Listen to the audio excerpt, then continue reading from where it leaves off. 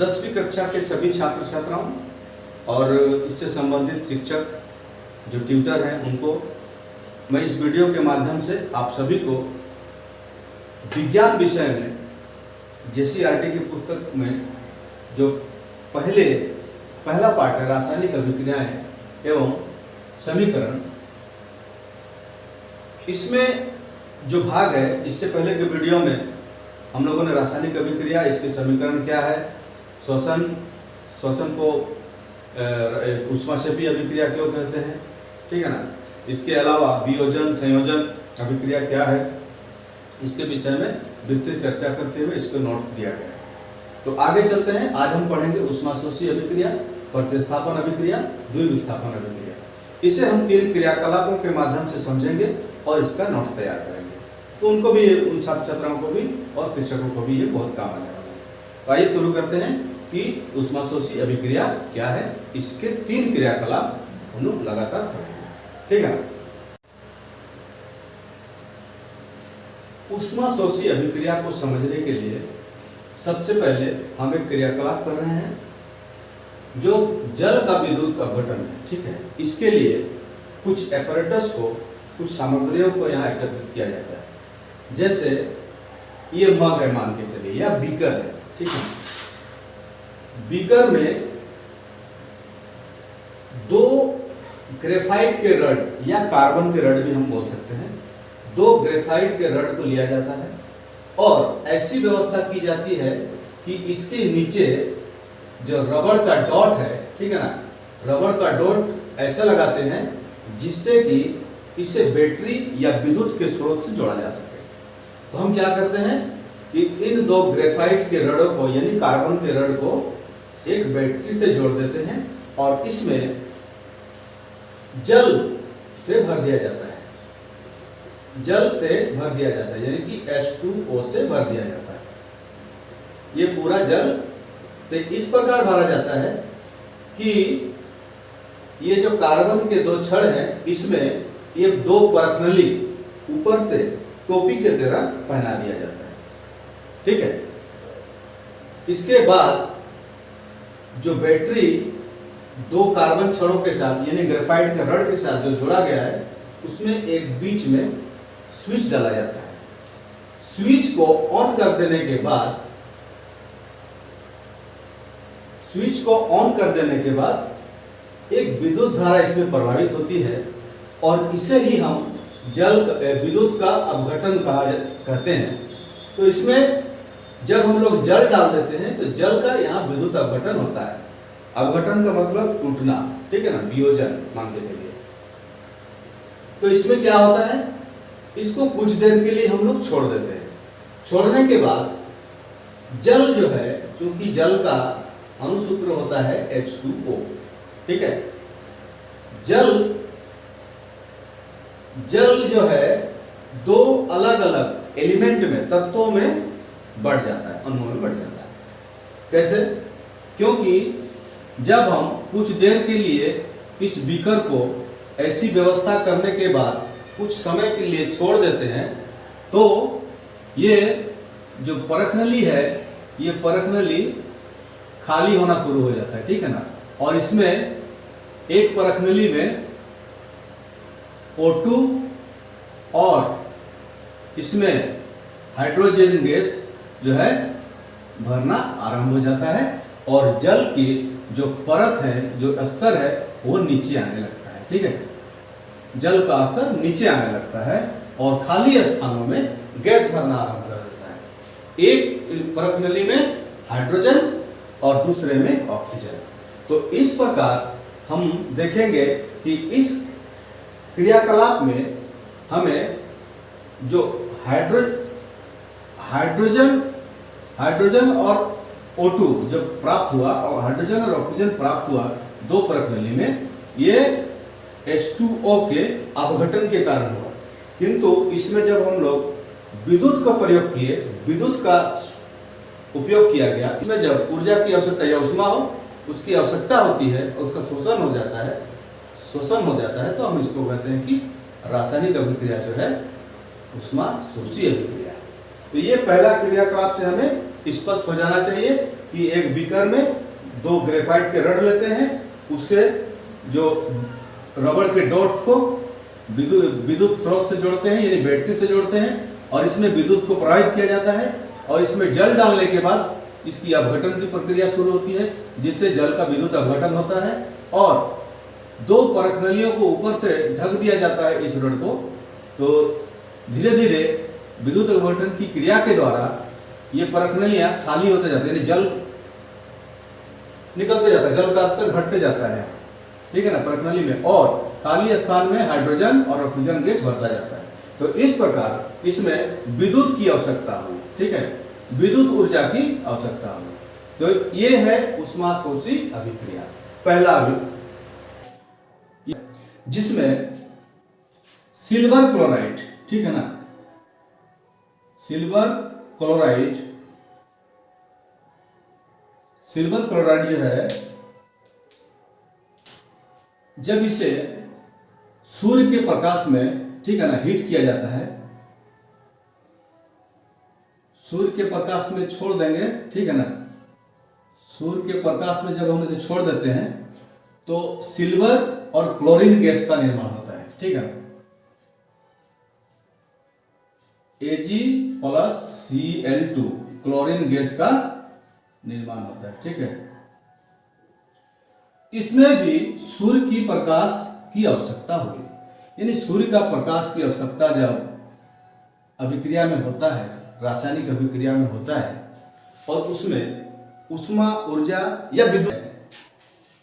तीसरा भी उदाहरण है जैसे सिल्वर ब्रोमाइड, ठीक है ना, ये भी एक सेम उसी प्रकार का दूसरा उदाहरण भी, जब सूर्य के प्रकाश को हम लोग सूर्य का प्रकाश में छोड़ देते हैं तो ये भी टूटकर वियोजन होकर सिल्वर यानी Ag+ ब्रोमीन, इसमें ब्रोमीन गैस बनता है, ठीक है ना, ब्रोमीन गैस बनता है, ठीक है, ये ब्रोमीन गैस बनता है। इससे तो जेसीईआरटी की पुस्तक में जैसा लिखा हुआ है उसके आधार पर हम लोगों ने इसको कंपाइल करके, छोटा करके, संक्षिप्त करके हमने ये नोट तैयार किया जो परीक्षा उपयोगी है, ठीक है ना, उदाहरण सहित दर्शाए। तो जैसा कि पहले उदाहरण सहित हम लोगों ने समझा, ऐसी रासायनिक अभिक्रिया जिसमें ऊष्मा ऊर्जा अथवा विद्युत ऊर्जा की आवश्यकता हो या उसमें अवशोषण हो, तो ऐसी अभिक्रिया या रासायनिक अभिक्रिया को हम उदाहरण के लिए, जैसा कि इससे पहले क्रियाकलाप के द्वारा समझे कि जल का एक विद्युत अपघटन से H2 तथा O2 यानी हाइड्रोजन और ऑक्सीजन प्राप्त होता है, ठीक है ना, बीकर वाला, ठीक है, बीकर में जब हम 2 कार्बन के छड़ को दिए और उसमें विद्युत प्रवाहित किया गया तो H2O यानी जल का अपघटन होने के बाद H2 और O2 में बदल जाता है, ठीक है, जो प्रणाली में एकत्रित होता है। ये हो गया H2O को विद्युत ऊर्जा जब दिया जाता है तो वो H2 और O2 हाइड्रोजन और ऑक्सीजन में परिवर्तित हो जाता है। दूसरा उदाहरण है सिल्वर क्लोराइड। सिल्वर क्लोराइड को जब सूर्य के प्रकाश में छोड़ देते हैं तो सफेद रंग से ये धूसर कलर का हो जाता है, ठीक है ना, धूसर रंग का में बदल जाता है। तो सिल्वर और इसके फलस्वरूप जब सूर्य के प्रकाश के साथ अभिक्रिया करके, सूर्य के प्रकाश के कारण अभिक्रिया होता है AgCl में यानी सिल्वर क्लोराइड में, और Ag और Cl2 गैस प्राप्त होता है। Ag यानी सिल्वर और ये क्लोरीन गैस प्राप्त होता है, जिसका समीकरण इस प्रकार है, इक्वेशन AgCl, तो क्या होगा, Ag और Cl2 प्राप्त होता है। जब इसको संतुलित करेंगे तो आगे भी 2 लगाना पड़ेगा, ठीक है, इस प्रकार ये क्लोरीन गैस प्राप्त होता है। तीसरा उदाहरण है सेम टू सेम, एकदम इसी के तरह, सिल्वर ब्रोमाइड को भी सूर्य के प्रकाश देने पर वो सिल्वर और ब्रोमीन गैस का निर्माण करता है। तो ब्रोमीन गैस के निर्माण के लिए इसका हम लोग लिख सकते हैं जैसे AgBr, जब हम लोग सूर्य का प्रकाश देंगे, सनलाइट जब देते हैं तो Ag+Br2 यानी ब्रोमीन में ये विघटित हो जाता है। तो इस प्रकार इसका समीकरण ऐसा होगा। लेकिन ये समीकरण जो है संतुलित नहीं है, क्योंकि यहाँ देखिए Ag है, 1 है, तो अभिक्रिया के बाद भी Ag होना चाहिए, क्योंकि द्रव्यमान संरक्षण के नियम के अनुसार दोनों तरफ जो होगा तत्व अथवा यौगिकों का जो भार जो होगा समान होना चाहिए। इसलिए Ag, एक Ag तो इधर 1 Ag है, लेकिन यहाँ ब्रोमीन 1 है और यहाँ 2 है, इसलिए इसको 2 बनाने के लिए आगे हम 2 देते हैं, तो Ag भी 2 हो जाता है। तो इधर 2 Ag हो गया, ब्रोमीन तो संतुलित हो गया, ब्रोमीन 2 है, इधर ब्रोमीन 2 है, लेकिन Ag यहाँ 2 हो गया, तो यहाँ भी हमें 2 देना होगा। अब ये जो समीकरण है सिल्वर ब्रोमाइड और सिल्वर और ब्रोमीन गैस, इसका जो संतुलित समीकरण ये हो गया। तो इस प्रकार हम देखें कि तीनों ही रासायनिक समीकरण में विद्युत का, या विद्युत ऊर्जा हो या ऊष्मा हो या प्रकाश ऊर्जा हो, इसका अवशोषण हो रहा है। इसलिए ये जो नोट्स है बहुत ही अच्छे तरह से नोट बन गया है। इसको आप लोग जो 10वीं के छात्र छात्राएं जो आगे आने वाले जो 10वीं के जो छात्र हैं, जो आने वाले जेक बोर्ड में बैठेंगे, उनके लिए उस हो गया है, ये बहुत ही इंपॉर्टेंट है, ठीक है ना। इसको आप लिख सकते हैं, ठीक है। आगे हम पढ़ेंगे प्रतिस्थापन अभिक्रिया क्या है, इसके बाद द्विविस्थापन क्या है, ठीक।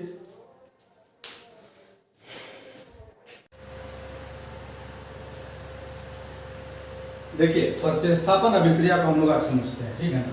तो एक क्रियाकलाप करेंगे, क्रियाकलाप में 3 कील लेते हैं, ठीक है ना, जिसमें एक को अलग कर दिया गया, ठीक है, इसको अलग रख दिया गया है, और 2 परखनली जिसको A और B नाम दिया गया है, ठीक है ना। दोनों में ही नीले रंग का कॉपर सल्फेट को हम लोग डाल देते हैं, ठीक है, दोनों में। और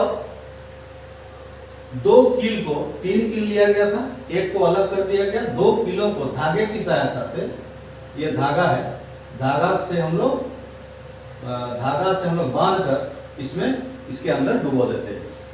और इसमें जो 10 ml कॉपर सल्फेट लिया गया है, दोनों में ही 10-10 मिलीलीटर का कॉपर सल्फेट का, नीला रंग का कॉपर सल्फेट को लिया जाता है, और इसमें 2 किलो को धागे की सहायता से हम डुबो देते हैं। डुबोने के बाद क्या होगा, डुबोने के बाद हम लोग 20 मिनट छोड़ देते हैं, ठीक है ना, 20 मिनट के हम लोग छोड़ देते हैं। 20 मिनट छोड़ने के बाद जब हम निकालते हैं और उसका अवलोकन करते हैं, जो एक रखा हुआ है, ये तो जाहिर सी बात है कि लोहे की कील सफेद होगी, सफेद चमकीला होगा, है ना। लेकिन जब हम इसको निकालते हैं तो क्या होता है, तो हमें जो नीला परखनली के अंदर जो नीला रंग का कॉपर सल्फेट है, वो क्या हो जाता है, मैला हो जाता है, ठीक है ना, नीला से मलिन हो जाता है, मलिन लिखेंगे, ठीक है ना, मलिन हो जाता है, ठीक है ना, नीला से मलिन हो जाता है, ठीक है, मलिन हो जाता है, ये मलिन हो गया, ठीक है। इसके बाद ये जो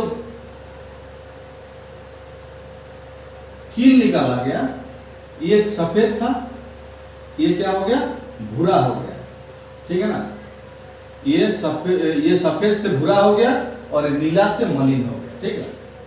तो इसमें होता क्या है कि कॉपर सल्फेट जो नीला रंग का था वो मलिन हो गया, यानी कि कॉपर सल्फेट के स्थान पर ये जो लोहा का कील है, यानी कि Fe है, Fe माने लोहा, तो Fe जो है, Fe यानी लोहा और कॉपर सल्फेट के अभिक्रिया के फलस्वरूप ये क्या होता है, ये विस्थापित हो जाता है। विस्थापित का मतलब कॉपर भी धातु है, लोहा भी धातु है, तो कॉपर के स्थान पर Fe चला जाता है, तो क्या हो जाएगा, FeSO4 प्लस कॉपर, ठीक है ना। ये देखिए होता क्या है कि Fe जो है, लोहा जो है, कॉपर के स्थान पर चला जाता है, तो प्रतिस्थापित किया, प्रतिस्थापना की प्रक्रिया हुई, इसलिए इस प्रकार के अभिक्रिया को हम लोग प्रतिस्थापन अभिक्रिया कहते हैं, ठीक है ना। तो हम लोग इसको लिख सकते हैं कि ऐसी रासायनिक अभिक्रिया जिसमें अभिकारक अपने स्थान पर अदला बदली करते हैं, या हम लोग कह सकते हैं कि जब कोई रासायनिक अभिक्रिया में अभिकारक उत्पाद बनने के बाद अभिकारक एक दूसरे अभिकारक का स्थान को ले लेता है, यानी प्रतिस्थापित होता है। तो इसको हम प्रतिस्थापन अभिक्रिया कर सकते हैं। ठीक है ना। और भी उदाहरण है, जैसे ये पहला उदाहरण हो गया, कील को कॉपर नीला रंग के कॉपर सल्फेट में डुबाया जाता है, डुबाने के बाद निकालते हैं तो सफेद रंग का लोहा जो है कील भूरा हो जाता है, और जो बचा हुआ था नीला रंग का कॉपर सल्फेट वो मलिन हो जाता है, मैला हो जाता है, यानी कि रंग में परिवर्तन होता है। तो ये क्यों होता है? क्योंकि कॉपर की जगह लोहा चला जाता है और लोहा की जगह कॉपर आ जाता है। तो इस प्रकार ये प्रतिस्थापन की अभिक्रिया हुई। दूसरा उदाहरण है जिंक और Zn plus CuSO4 copper sulphate. ठीक है ना। जिंक और कॉपर सल्फेट के बीच भी अभिक्रिया जब होती है तो ये भी प्रतिस्थापन अभिक्रिया है। कैसे है? क्योंकि कॉपर के स्थान पर Zn आ जाता है और SO4 ZnSO4 बन जाता है, यानी कि जिंक सल्फेट बन जाता है। ठीक है। और बचा क्या? कॉपर, यानी कि कॉपर सब्सटेंस। ठीक है ना, सॉलिड है। तो ये हो गया आपका, हुआ क्या? जिंक के स्थान पर कॉपर चला गया, है ना, कॉपर के स्थान पर जिंक चला गया और जिंक की जगह कॉपर चला गया। ये प्रतिस्थापन की अभिक्रिया हो गया ना, प्रतिस्थापन हो गया। इसको हम लोग बोलते हैं प्रतिस्थापन अभिक्रिया। ठीक है। तो इसको हम लोग लिख लेंगे, अब नोट्स तैयार करेंगे। ठीक है ना।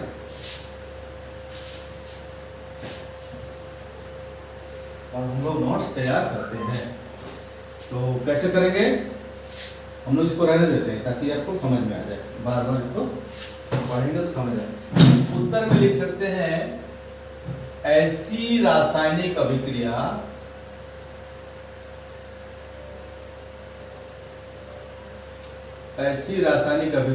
जिसमें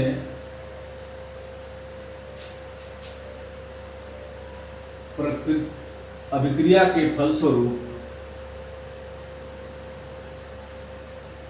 अभिक्रिया से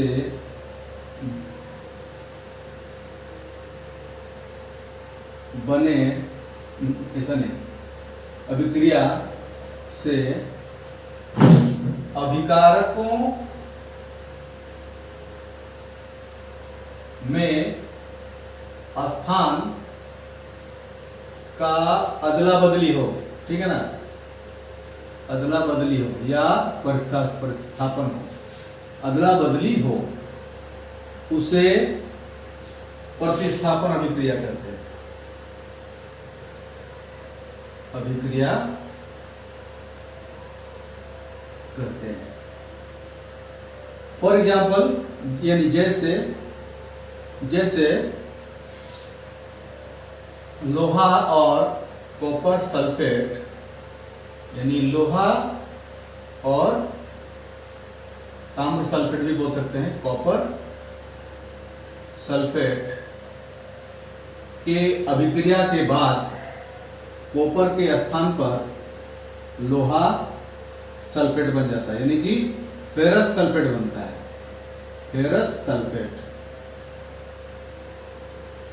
प्लस लोहा के स्थान पर कॉपर चला जाता है। कॉपर जो फॉस है, इसको एस से लिखते हैं। ये एक देखो, कॉपर के स्थान पर लोहा और लोहा के स्थान पर कॉपर चला गया, हुआ कि नहीं? इसको हम लोग ऐसे भी लिख सकते हैं, ये इसके स्थान पर क्या हुआ?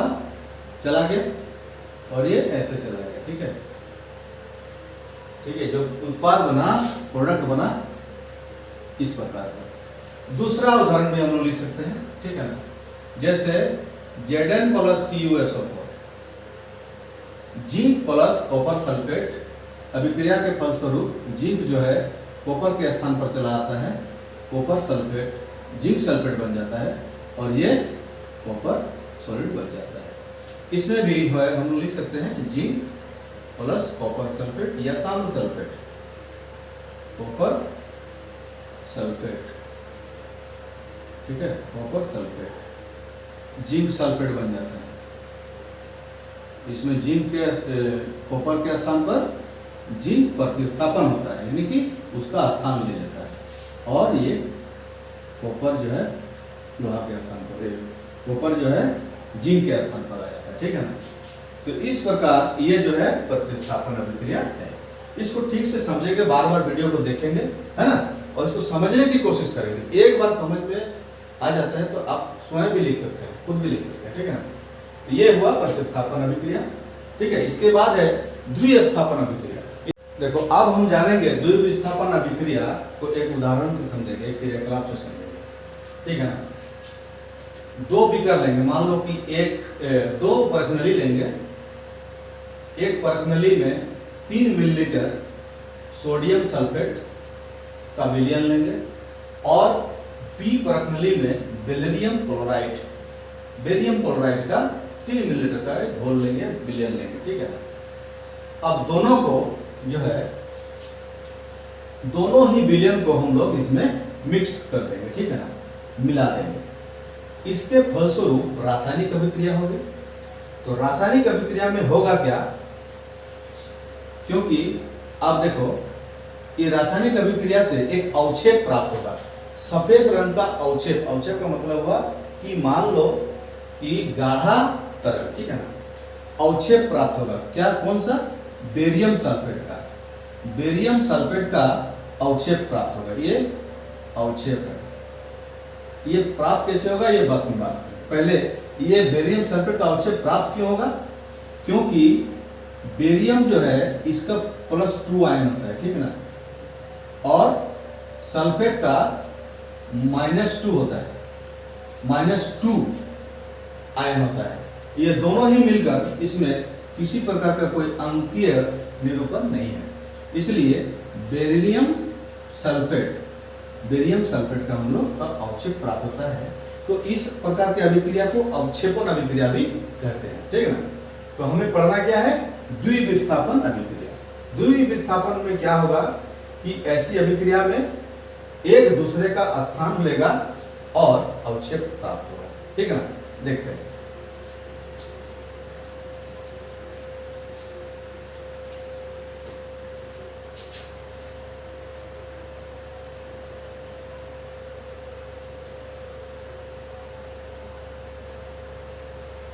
देखो तो इसमें, इस अवक्षेप में बेरियम और सल्फेट दोनों में आयनों का आदान प्रदान होता है, ठीक ना। आयनों का जब आदान प्रदान किसी रासायनिक अभिक्रिया में होता है तो ऐसी रासायनिक अभिक्रिया को हम लोग द्विविस्थापन अभिक्रिया कहते हैं। इसको अगर हम रासायनिक समीकरण से समझेंगे तो और सुविधा होगी। जैसे अभिक्रिया किनके बीच हुआ, सोडियम सल्फेट,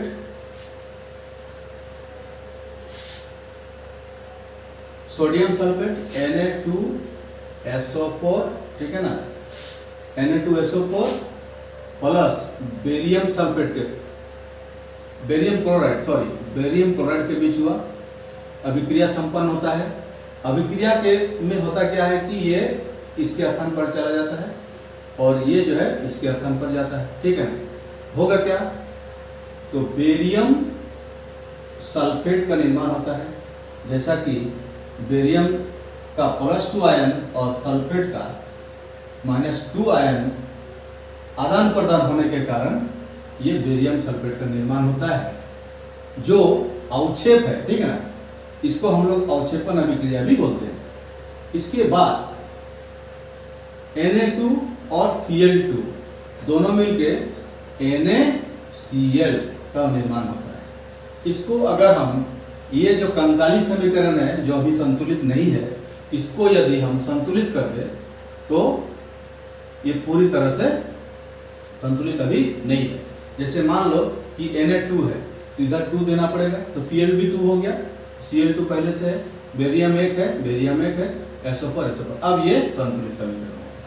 तो सोडियम सल्फेट और बेरियम क्लोराइड के बीच अभिक्रिया के फलस्वरूप, ठीक है ना, बेरियम सल्फेट का ये हुआ, निर्माण हुआ, जो अवक्षेपण है, अवक्षेप है। इसलिए इस अभिक्रिया को अवक्षेप अभिक्रिया भी कहते हैं। लेकिन जब आयनों का आदान प्रदान हुआ, जैसे कि यहाँ पर बताया गया, आयनों का आदान प्रदान होता है, तो ये हम जब +2 और -2 होता है तो हम लोग नहीं लिखते इस प्रकार, यानी कि समान आयन होने के बाद उसको नहीं लिखा जाता। तो ये बेरियम सल्फेट का अवक्षेपण प्राप्त हुआ, जो सफेद रंग का होता है, इसलिए इसको अवक्षेपण अभिक्रिया भी बोलते हैं। और आयनों के अदला बदली के कारण जो अभिक्रिया संपन्न हुई, इससे हम लोग द्विविस्थापन अभिक्रिया कहते हैं, ठीक है ना। तो द्विविस्थापन अभिक्रिया और अवक्षेपण अभिक्रिया को हम लोग एक साथ लिख सकते हैं, ठीक है। तो ये हुआ, इसे हम लोग नोट्स के रूप में लिख लेंगे। देखो अब द्विविस्थापन अभिक्रिया क्या है, इसका नोट हम इस प्रकार से तैयार कर सकते हैं कि ऐसी रासायनिक अभिक्रिया जिसमें अभिकारकों के बीच आयनों का आदान प्रदान हो, यानी कि अदला बदली हो, ठीक है ना। जैसे सोडियम सल्फेट और बेरियम क्लोराइड, सोडियम सल्फेट और बेरियम क्लोराइड की अभिक्रिया के फलस्वरूप बेरियम सल्फेट बनता है, ठीक है ना। यानी कि देखो विस्थापन हुआ, बेरियम सोडियम की जगह चला गया और सोडियम बेरियम की जगह चला गया, ठीक है ना। ये और सल्फेट जो है, सल्फेट -2 आयन होता है और बेरियम का +2 आयन होता है। तो आयनों के अदला बदली के कारण, देखो ये आयनों के अदला बदली के कारण बेरियम सल्फेट का अवक्षेप प्राप्त होता है, ठीक है ना, जो जल में अविलय होता है, जल में अविलय होता है। इसको हम लोग आगे बढ़ाते हुए ऐसा भी लिख सकते हैं कि बेरियम सल्फेट का इस अभिक्रिया में सेम इसी को इसको लिखने के बाद यदि हम लोग ये लिखे कि बेरियम सल्फेट में आयनों के आदान प्रदान के कारण इसे हम द्विविस्थापन अभिक्रिया कहते हैं, लेकिन बेरियम सल्फेट का सफेद अवक्षेप प्राप्त होता है जो जल में अविलय होता है, जल में घुलता नहीं है। तो जल में अघुलनशील अवक्षेप प्राप्त के कारण इसे हम अवक्षेपण अभिक्रिया भी कह सकते हैं, ठीक है ना। तो इसको हम लोग लिखते हैं, लिखने का क्या ये है कि इस अभिक्रिया में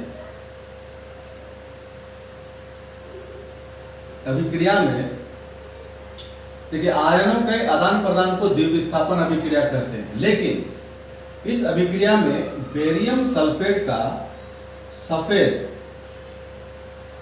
अवक्षेप, बेरियम सल्फेट यानी इसको लिख सकते हैं बेरियम सल्फेट का जल में अविलय माने घुलता नहीं, जल में अविलय सफेद अवक्षेप का मतलब होता है कि तरल, मोटा तरल अवक्षेप जो जल में नहीं घुलता है प्राप्त होता है, ठीक है ना, होता है, जिसके कारण इस अभिक्रिया को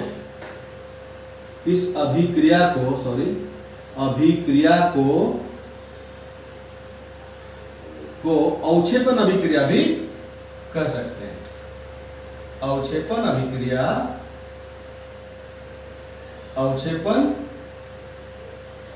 अभिक्रिया भी करते हैं। ये क्यों कहते हैं? क्योंकि जब बेरियम सल्फेट हमको प्राप्त हुआ, ठीक है ना, इसको हम लोग एक साथ लिखेंगे, बेरियम सल्फेट जब हमें प्राप्त हुआ तो कैसे प्राप्त हुआ? क्योंकि बेरियम का +2 आयन और सल्फेट का -2 आयन था, जिसके कारण ये एक साथ हुए, जिसके कारण इसको हम द्विविस्थापन कहते हैं। लेकिन इन दोनों से ये सफेद रंग का सफेद अवक्षेप प्राप्त हुआ, इसलिए इसको हम लोग अवक्षेपण अभिक्रिया कहते हैं, ठीक है ना। सफेद अवक्षेप प्राप्त हुआ इसलिए अवक्षेपण अभिक्रिया हम लोग करते हैं। तो ये थे द्विविस्थापन अभिक्रिया क्या है, और लिख सकते हैं इसको आगे बढ़ाते हुए प्रश्न को, ठीक है। क्वेश्चन बनाना भी एक होना चाहिए, जानना चाहिए, ठीक है ना। आंसर आप जानते हैं, क्वेश्चन को भी जानना चाहिए, ठीक। तो और इसको हम लिख सकते हैं कि द्विविस्थापन अभिक्रिया क्या है, और अवक्षेपण अभिक्रिया किसे कहते हैं, ये भी हो सकता है। अभिक्रिया क्या है, दोनों का आंसर एक ही है, लेकिन आयनों की अदला बदली के कारण +2 और -2, ठीक है ना। आयनों की अदला बदली के कारण द्विविस्थापन और अवक्षेप प्राप्त हुआ, जो जल में अविलय होता है, घुलता नहीं है, इसके कारण ये अवक्षेपण अभिक्रिया कहलाता है। तो ये थे रासायनिक अभिक्रियाएं और समीकरण में ये पार्ट 3, ठीक है ना, पार्ट 3 है ये, ठीक है ना। इसके पहले के वीडियो को आप देखेंगे तो उसमें भी नोट दिया गया है, और आप इसको 10वीं क्लास के जो भी बच्चे हैं जो आने वाले बोर्ड एग्जाम में बैठेंगे उनके लिए ये निरंतर हम लोग सीक्वेंस के रूप में हम लोग धीरे धीरे आपको वीडियो के माध्यम से आप तक क्वेश्चन आंसर पहुंचाएंगे, ठीक है ना। और समझने की कोशिश आप लोग ज़्यादा वीडियो को देखकर आप लोग ज़्यादा से ज़्यादा आप लोग जो इसको लाभ उठाएं, है ना, और समझिए, समझ के साथ आगे बढ़िए, बार बार वीडियो को देखिए और सब्सक्राइब कर दीजिए ताकि आपको आने वाले वीडियो में जो मेरे वीडियो आने वाले हैं उनको आप देख सकें, ठीक है ना। और तो ये थे रासायनिक अभिक्रिया और समीकरण के पार्ट 3 वीडियो, ठीक है ना, पार्ट 3 का वीडियो जिसमें 3 क्वेश्चन आंसर किया गया, ठीक है। विस्थापन क्या है, विस्थापन अभिक्रिया क्या है, द्विविस्थापन क्या है, ऊष्माशोषी अभिक्रिया क्या है, इस वीडियो में आपको उसके नोट्स मिलेंगे। आप सभी छात्र छात्राओं जो 10वीं कक्षा जेक बोर्ड में बैठने वाले हैं, ठीक है ना, उनको और विभिन्न विद्यालय में प्राइवेट हो या सरकारी विद्यालय हो जो 10वीं कक्षा में पढ़ाते हैं या ट्यूशन टीचर है, ठीक है ना, या ट्यूटर है, आप सभी को ये वीडियो बहुत ही काम आने वाला है। इसको आप अपने बच्चों को नोट्स देने में, आप अपने बच्चों को नोट्स बनाने में आपको पूरा सहयोग करेगा। और ये JCERT पर आधारित है, ठीक है ना, NCERT JCERT करीब करीब ठीक है ना, एक ही है। तो आप इसका लाभ उठाएं, वीडियो को सब्सक्राइब कीजिए। विज्ञान विषय में 10वीं कक्षा के विज्ञान विषय में आगे चल के और वीडियो आने वाले हैं जिसका आप लाभ उठा सकते हैं। तो इसके लिए आपको सब्सक्राइब करना होगा और वीडियो को शेयर करना होगा। तो छात्र छात्राओं और शिक्षक बंधुओं, आपको इस वीडियो के माध्यम से मैंने जो तथ्य हैं उनको समझाने का प्रयास किया, ठीक है ना। हो सके तो इसमें कमेंट कीजिए ताकि मेरे जो हो सके कहीं डाउट हो, मेरे भूल हो, उसको मैं सुधार दूँ, ठीक है। धन्यवाद। वीडियो को देखते रहिए, शेयर कीजिए।